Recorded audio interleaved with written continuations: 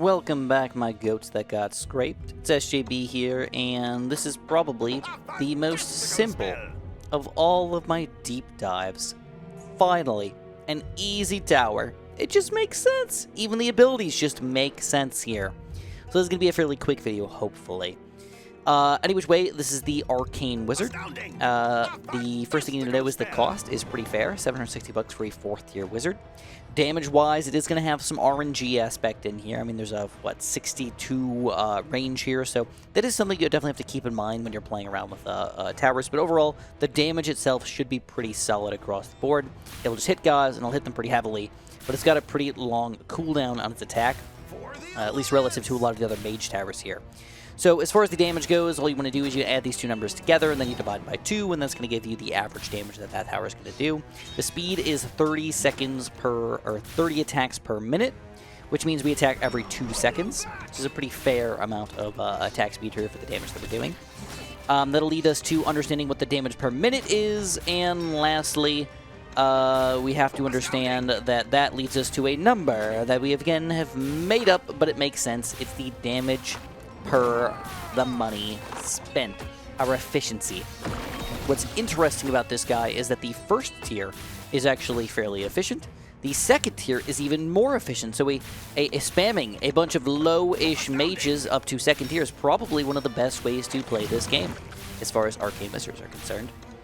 Randomly, the third tier is kind of awful, out of nowhere. I don't know why, but I guess it just doesn't do enough damage for what it costs, so that was weird. And then the 4th tier ends up being back up to about 4. So usually I say anything nearing 4 or above 4 is pretty good. Anything below 4 is starting to get a little bit worse. And as you get down to the low 3s, you're like, maybe not. Maybe not a big fan of that action.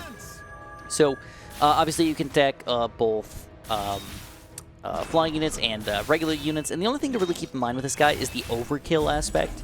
A lot of other towers will do very specific low-ish damage. They won't overkill a lot of units. So if we have like a unit here with like 6 health left, we're still going to attack it with 100+ attack, and that can be kind of sucky when you only get 30 total attacks. So you can waste some of your total killing power here, and that's something to definitely keep in mind while you're playing with these guys. That being said, this is a pretty fair overall tower. I mean, just right there, boom. I don't want to say that like that's the answer, but like, okay, it just makes sense. So then we get to the next section here, which is going to be the Disintegrate. So the speed per minute is going to go up over time. It's going to cost $300 for the original upgrade. It's going to cost $150 for each subsequent upgrade, but lower the cooldown a little bit, but do more damage. So kind of like a trifecta going on with the Disintegrate. Now, damage-wise, it does tell you exactly what the damage does. 800, 1200, and 1500. But we have the possibility of, again, the overkill aspect. We can easily insta-kill a unit with 120 health, 60 health. We can do it on accident, and it kind of sucks. Or we could specifically use the full amount of our damage on a mini-boss or a boss itself, and that's why this guy ends up being so ridiculous. 1500 damage instantaneously on a boss is just kind of absurd, just straight up. So anyways, we're going to assume that we're doing the max damage for these calculations like we do in all of our videos. This is not abnormal for us. I just want to point that out real quick. This is the cost of the upgrade, 300, 450, and 600. Total damage that we could do in the minute here, which again, don't forget that even though this is sort of goofy that it's like 2.1 and 2.3, it's still calculated out. It's still the average damage. If you really wanted to average out over like 10 minutes or 20 minutes, you can do that. This is just the average damage per minute, so even though you technically can't do 3,450 damage in a minute with 2 abilities, like you're not going to get 2.3 abilities to happen. That's just a thing that should understand that I'm doing here. I'm averaging it all out over the course of an entire game. So any which way, that is going to lead us to our efficiency, and it's actually quite high, 5.3, 5.6, 5.75, one of the best abilities in the game if you can max it out, if you're not wasting a bunch of attack power here. It does get more efficient as you upgrade it, but you have more ability to overkill. So it's kind of weird, actually. Like, you could easily overkill. So would I recommend buying the Disintegrate? To be honest, I think we're probably getting close to roughly half our total output here, maybe even less than that. So unless you specifically need it on an enemy, I wouldn't say specifically try to get it. But if you have a bunch of big enemies coming out, you know on that round in particular, or in that map in particular, there's a lot of specific units like a Vile Spawner coming out against you. You can easily use that to just insta-kill those guys and make it that much easier for you.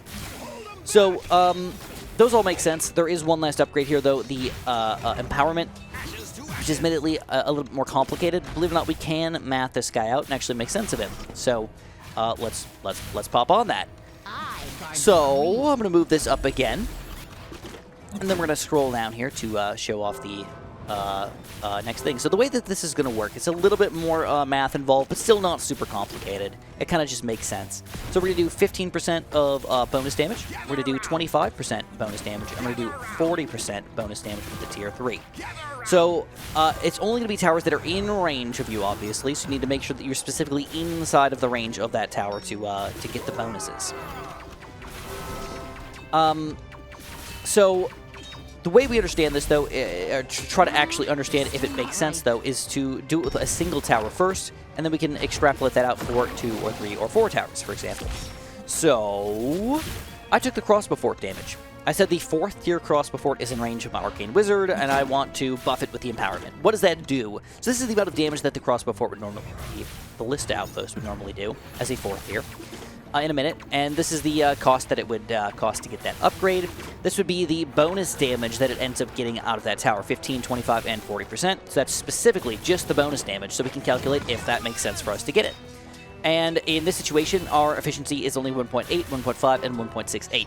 Again, the 3rd tier and the 1st tier are going to be the most efficient for you because they give you that 15% bonus. But in this scenario, specifically, the 1st tier is going to do the biggest bonus for us, which is kind of interesting. So, does that mean we should buy the level 3 Empowerment as soon as we have the ability to do so? Probably not. You should not get it as soon as you can. You should not get it for a single upgrade. You should not get it for even 2 towers in this scenario, because usually, again, you want to try to get above 4 for something to make, like, good sense. But if you were able to power up 3 towers, for example, if you were able to power up 3 crossbow forts by tripling our damage here, we're just going to let this play out, by the way. By powering up 3 crossbow forts, this would be the amount of extra bonus damage we do. Then we could get an efficiency of 5.6, 4.7, and 5.0. So, again, it really depends on which towers you're trying to buff, but I thought a crossbow fort was pretty fair. If you're spending more money on a tower, for example, powering up a Dwarven Flamespitter or an Elven something or other, or even Arcane Wizards, which maybe do more damage here, you can get more bang for your buck out of it. The more expensive the tower that you're upgrading, the more bang you're going to get. And I thought Crossbow Fort was kind of right in the middle, or Ballista Outpost is right in the middle of all of that nonsense. So, yeah, really, you want to wait till you have about 3 towers ready. 2 would probably be not that efficient, or 2.5, like if you have 2 towers up to 4th tier and 1 sort of somewhere in the middle there, that could make sense. And this does not incorporate any abilities whatsoever. So if you have the Ballista Outpost specifically with Red Hot Nail doing extra bonus crit damage on top of Scrap Bombs doing extra bonus damage, you're going to be even more effective, and that's something you definitely want to keep in mind when you're getting this tower. So realistically, between 2 and 3 towers is somewhere where you want to get it, and somewhere in the middle of kind of getting abilities with all that nonsense. So that's it. That's the Arcane Wizard. It's a fairly simple-ish tower. Again, base damage is very, very average. You watch out for the overkills. The Obliterate, or the Disintegrate, is very good if you get the max damage, but you can easily waste it, which can be unfortunate. And then lastly, the right-side ability of giving bonus damage to other towers is going to be very effective as well if you get more than 2-ish towers to be on your team. If this helped you guys out at all, press the like button for me. I'd really appreciate that. Subscribe, and of course, have a super duper delicious day.